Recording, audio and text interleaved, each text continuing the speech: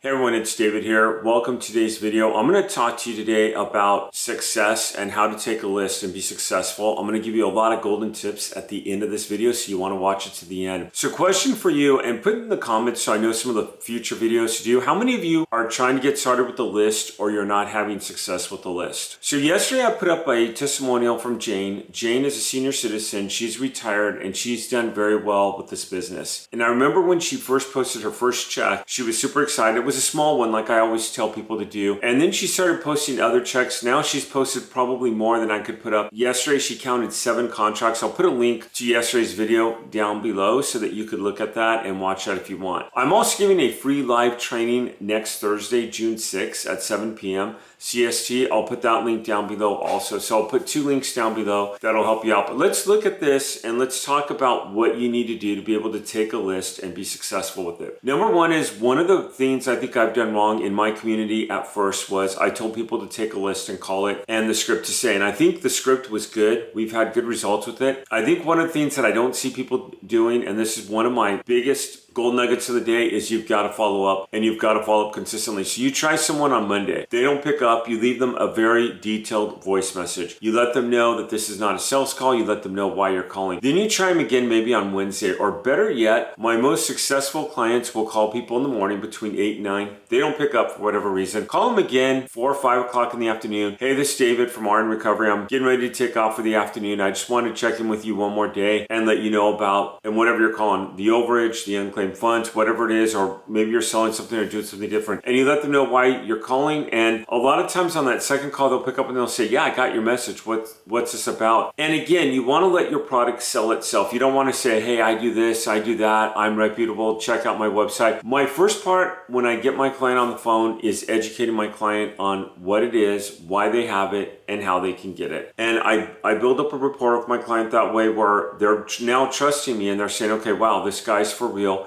He's giving me a lot of details, a lot of information. Then my last part of the call is, by the way, if you want to work with us, here's what we do. At that point, if it's my ideal client, they're hooked. They're wanting to go ahead and they're wanting to move forward and come in. And that's how you win your client. And again, you've got to follow up. 3% of your buyers will want to buy immediately. 37% of your buyers are going to buy between conversations 4 and 12. It's just the way it is. Let's say you're working on a list of 100 people and you're closing 20 of them. That means 3%. That would be right around 6 people would be ready to close immediately out of that 100 that you call. The other 37%, let's go with 40, that would be 8. So let's drop it a number, that'll be 7. 7 will be ready to close somewhere between attempts 4 and 12, and it's the way it works. And the other 60%, which would be 7, are going to close in a long-term marketing, following up relationship and what you've got to do. State funds is probably the easiest for this, because you could verify that the funds are there with the state, very easy on the list. Mortgage and tax overages, you usually have to go in and verify with the courts of the county, and that gets a little more tedious, but you could still do it and verify funds and make sure that the funds are still there and verify that with your client. So my goal here is to talk about the actual following up of a list. You want to be following up over time. You don't want to just give someone a call and